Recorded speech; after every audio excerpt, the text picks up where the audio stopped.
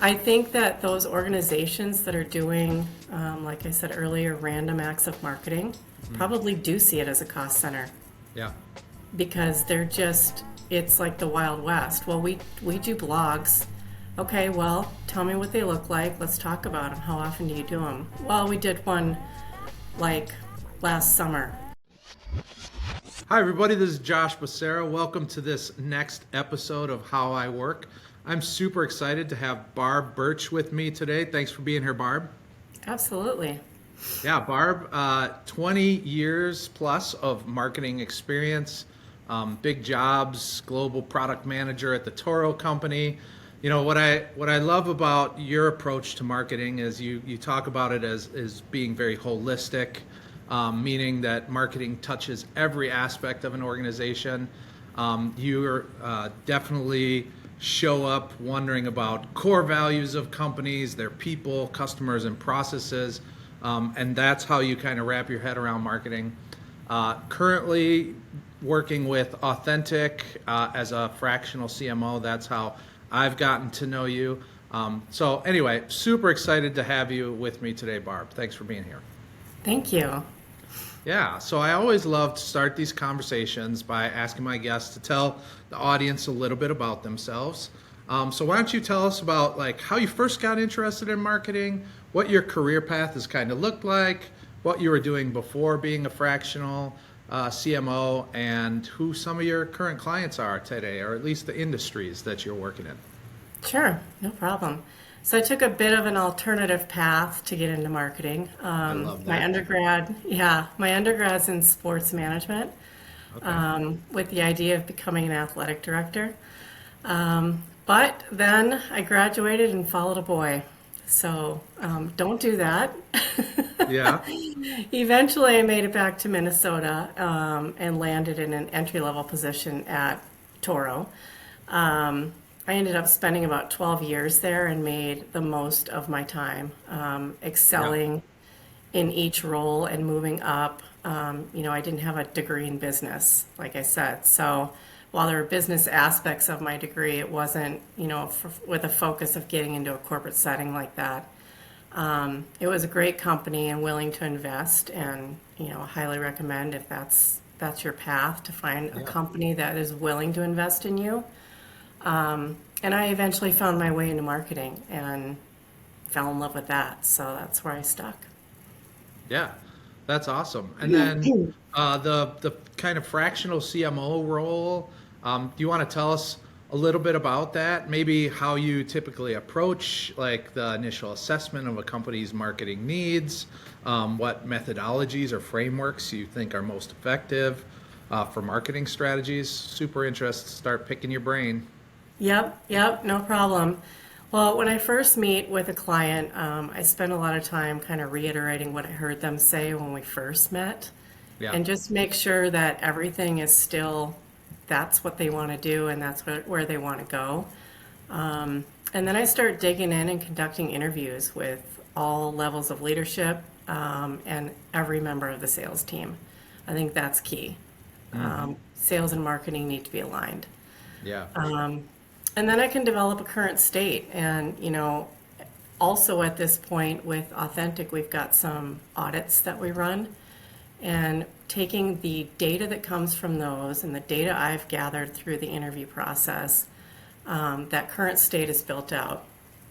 And also at that point, we have the Authentic team has developed some different methodologies. And a piece of that is our marketing roadmap. And that one page image really walks a client through, okay, so here's why you exist. Here's your North Star. This is where you're trying to get. And here's your business priorities that are rolling up to that. So below that is everything marketing. So you've got the foundational elements. And what those are, there's four of them. There's your buyer journey. There is metrics and data and reporting, technology and process, and your brand messaging. So you really need to have all four of those things in play. Some organizations I work with have nothing, and we're Right. starting from the ground up. some have a couple of them, and so on. But as a marketer, we like to start tackling those one by one. And we always tell our clients these engagements are 12 to 24 months. Sure. It's a long-term play. It takes a lot of time to build those. You're a business owner, you know. Yeah. The foundational elements are key to building that strategy and plan. So, for example, if you are doing all these marketing things randomly, Yeah. that's one thing. But if you're doing them and then not even measuring them or have the technology and process in place to do so, why are you Yeah. investing Why are in you that? doing it at all? Yeah, Yeah. exactly. And that's a trap that a lot of organizations find themselves in. And that's why we exist. And we want to come in and be that leader for them. We don't want organizations just, well, I think I need this person and hire. It doesn't work, Yeah. and so, Yeah. I want to go back to like the very beginning, which I thought was it kind of made me chuckle inside, which was you start by asking them like, okay, this is what I heard you tell me. Like, in fact, is this what we want to do? Have you ever had an experience where somebody's like, really? We told you that? Like, that's not at all what I think we need to do. Like, have you had people either flip on a dime or just like have no foundation whatsoever and you're just like, all right, we're starting from square one? no, not exactly. But what does happen is they think they know what they want. Yeah. They know where they want to go, and they think they know how they want to get there, when in fact it's not. Yeah. So that's what I help them kind of understand, and we unwind that a little bit and say, well, what about this, and what about this, and what about this? Right. And for example, I have a client that, I started with in February of 2022, and they literally had nothing, but they grew in spite of themselves. Sure. Whatever they were doing was working to a point, and then they couldn't scale any further. People didn't know who they were. They have zero brand awareness. Yeah. So we started by building them a new website. You got to have something to send people to. Sure. That is your front door. Yeah. And if it doesn't look good, what do you do when you're searching the internet? You leave. Yeah. Yeah, So, for sure. Yep, yeah. Anytime you like land on a page and it just doesn't, it feels like it's like 1980s. You're just like, meh. right, Go right. back to the search results, find the Yeah. next result. Yes. I get it. So, yeah, I would say that happens to us too at Augurian, where people will show up and just be like, we need SEO. And you're just like, well, okay, why do you think you need SEO? Let's Yeah. just talk a little bit about your organizational goals, high level business objectives, and then it may come to be where they really just need like content, or maybe it's more of a paid media play. Like, I feel like anytime someone shows up at my doorstep and they're just like, I need this thing, give me the quote, I have to be like, whoa, let's make sure that we're aligned strategically before we just start jumping right into tactics. I think it's super Yeah, smart. exactly, because there's so many layers below that. Even taking your SEO example, Yeah. first question is, what do you think that means? Right. Yeah. The acronyms, they get all jumbled up, and sometimes people show up and they don't even know what they mean. Yeah, and Cool. that's okay. So, That's what we do, right? yeah. Yeah, we gotta educate people. We gotta help them understand how we can help them. Super important. So, you gave the example of a client that you showed up and really was just getting started, almost had nothing. In my experience, many times, the people who are kind of laggards when it comes to digital marketing, what we do, are people who kind of don't believe in it, or they see marketing as like a cost center and not a growth driver. So, have you had those same types of conversations with business leaders? And then, like, how do you kind of help frame that conversation, or kind of convince leaders that marketing can be a growth driver and it isn't just a cost center? Right. That's a loaded question. I think that those organizations that are doing, like I said earlier, random acts of marketing probably do see it as a cost center Yeah. because they're just, it's like the Wild West. Well, we do blogs. Okay, well, tell me what they look like. Let's talk about them. How often do you do them? Well, we did one like last summer. So it's helping them understand why that's not working for them, why leads aren't coming in, and why you do see it as an expense. And that's just one really small example. Did you measure the effectiveness of it? What kind of technology do you have in place to get that out to people? So it's going back to those foundational elements and helping them understand that when all of these things are working well together, and I can give them client examples like the one that we were just talking about, where step one, we built this. Step two, we've been building content consistently for a year and a half.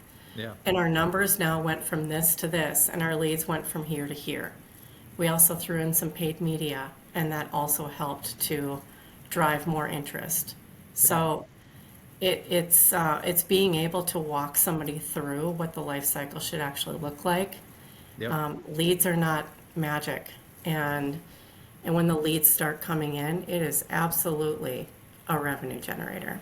Yeah, for sure. So you've talked about like these foundational elements. I know one of them is the customer journey. I know you're big on customer journey. As a matter of fact, I think I saw you on a authentic panel talking about customer journey. So I know you've got a point of view on this. So why do you think that's such an important foundational element, and how is it most effectively used? Great question. First, I like to call it a buyer's journey, because they are a buyer before they're a customer. Right. So, it's really a two-pronged approach. If you look at, if you think of it as a spreadsheet and a map, and you're following, awareness, consideration, just a basic funnel, and you're trying to figure out, okay, here's who we think is the ideal customer profile for us.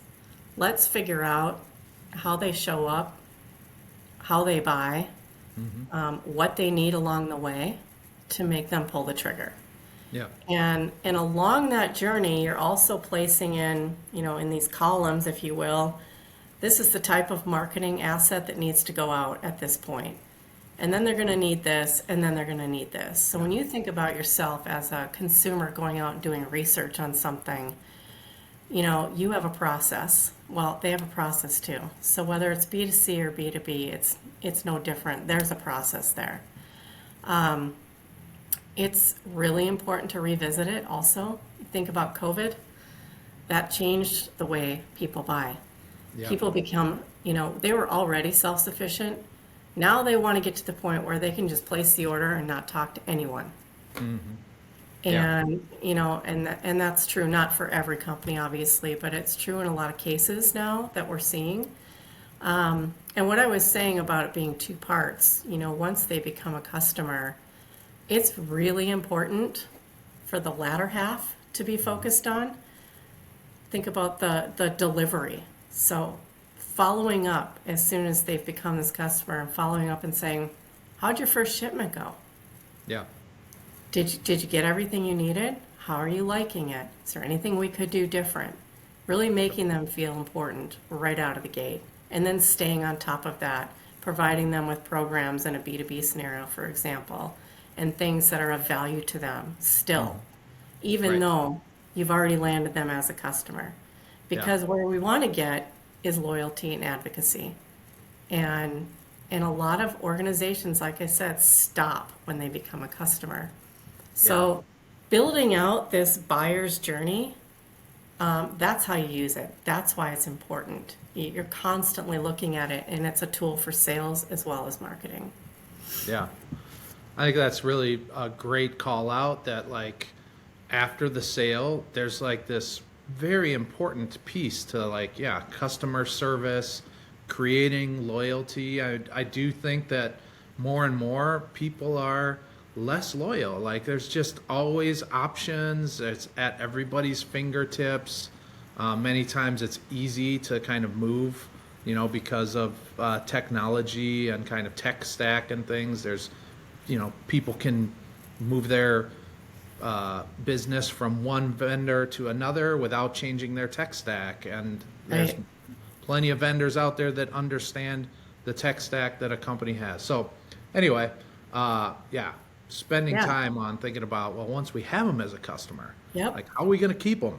And what's of Well, value to them now that they're exactly. our customer? I love that. Well, and as an organization, are you categorizing your customers? You've got your A and B, you've got your C and D, and you need to know something about all of them. You need to know what makes them tick. Even though you think you should focus on your A's, what if those D's want to move up into a B category? You don't know unless you're building that relationship beyond them just becoming a customer.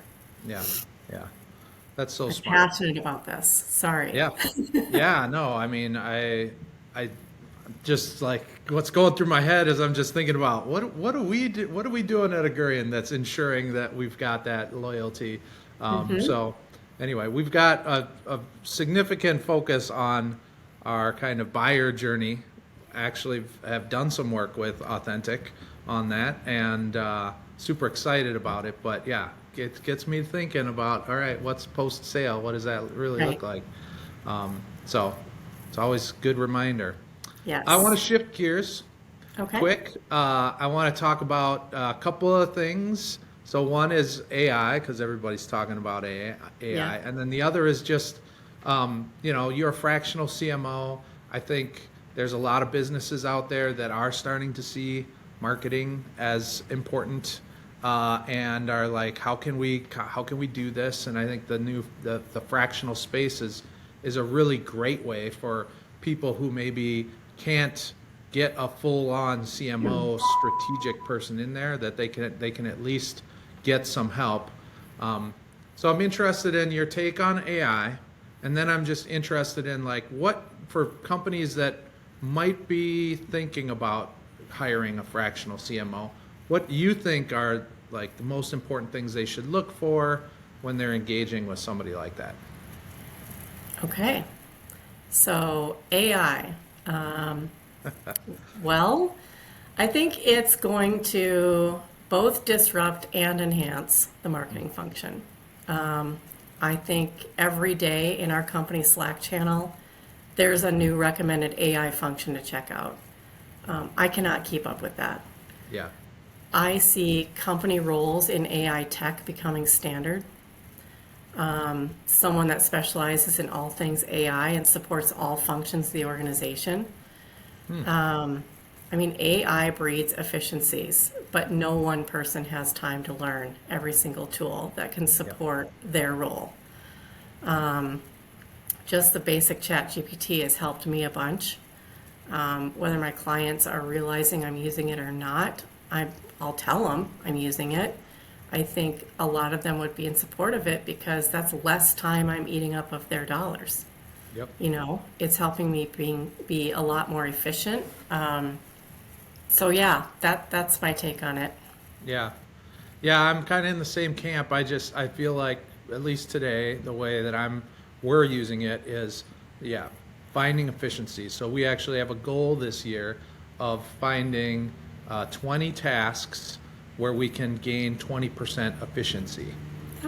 This is just kind of like, and task that down to the teams. Like each team has to find a set amount of tasks, and like let's get rid of some of the kind of redundant, kind of manual things that take time. And if we can do that, then we can spend more time on strategy, which is the higher value kind of stuff. For sure. So I definitely see that as a use case. I also think it'll be a disruption. I was on another interview, and the guest said that she believed that AI isn't going to replace people, but people who know how to use AI are going to replace people who don't know how to use AI. Well, So I like can see that. that for sure resonated with me. So, well, Yes. let's talk about the other question, which was the fractional CMO. Like, if I'm looking for one, what should I be asking myself? I'm the buyer in that buyer Yep. journey. Yep. what have you seen that is important for businesses to be considering if they're going to go with a fractional? Well, I think there's, first of all, a lot of confusion in what a fractional CMO actually is. What does the word fractional mean? Are you Yeah. part-time? Do you do just partial work? Like, what does it actually mean? And so helping them understand that, not every business can afford a senior leader in marketing, but they're getting to this point where they realize they think they need one. So it's just asking that question, finding an organization like Authentic or whatever, and asking the question, like, I'm not sure I need this, but can you help me figure Yeah. that out? Like, where are you at today with your marketing? And are you doing random things? Does it feel disjointed? Does it Yeah. feel like you're doing a bunch of stuff and it's not getting you anywhere? Right. And you're not measuring it, or you don't even know you're supposed to be measuring it. Is your business at a point where it's no longer scaling growth? That's a red flag. Yeah. And you're not doing any marketing.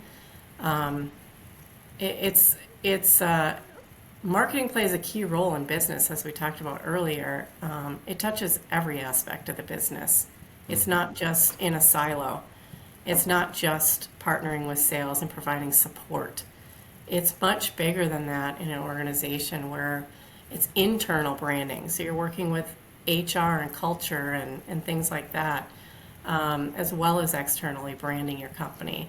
It's building awareness about your organization. It's Yeah. not just driving in leads. You have to be found first.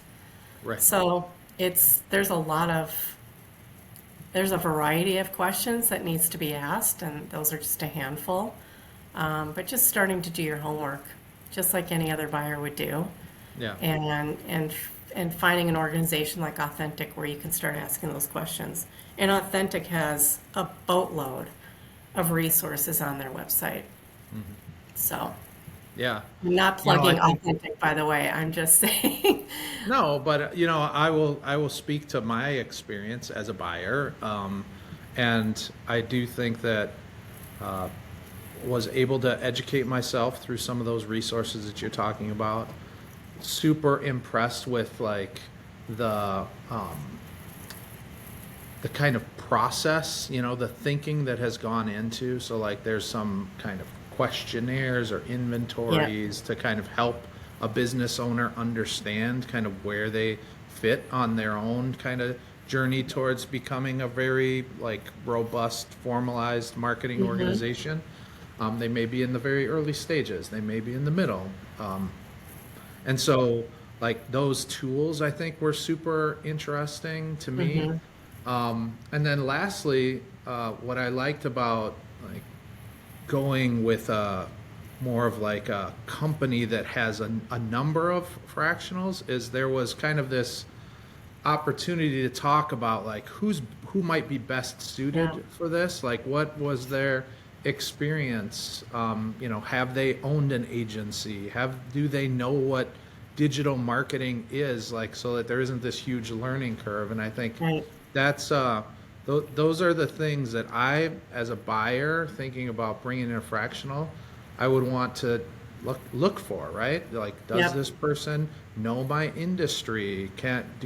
Is there going to be this huge learning curve? What tools and resources are they bringing with them that are going to be impactful? So anyway, Right. um, And, there's a big difference between marketing support and marketing leadership. yeah, So, if you want somebody to come in and just do tactical execution, that's fine. You're going to fall into that trap of random acts of marketing. You don't do that in any other aspect of your business. You right, work off of a strategy and a plan, right? So why should marketing be any different? And then the other thing that you hit on that's important to note about our business is we have this mind share.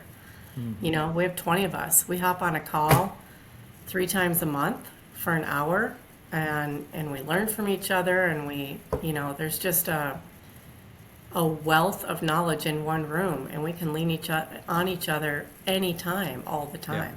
That's yeah, wildly important for our clients to know. yeah. I love that.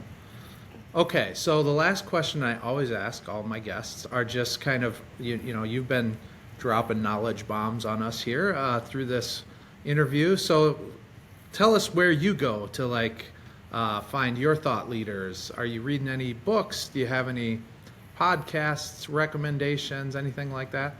Well, it's funny. I know many people are on the podcast bandwagon. I am Yeah. not one of them yet. Yeah. I'm not an avid reader. So, I follow my connections on LinkedIn avidly. Mm-hmm. There's tons of information out there. Yeah. Like we were talking about AI earlier, I can't keep up with everything. Right. You can't read one book and keep up with everything. So those are my resources for inspiration and knowledge. Also, my team at Authentic, like I was just saying, we have that very unique part of our business called the Mind Share, and we learn from each other. We discuss challenges that we need help solving. There's no marketing unicorn. I don't know if you Right. knew that. A lot of people think there are.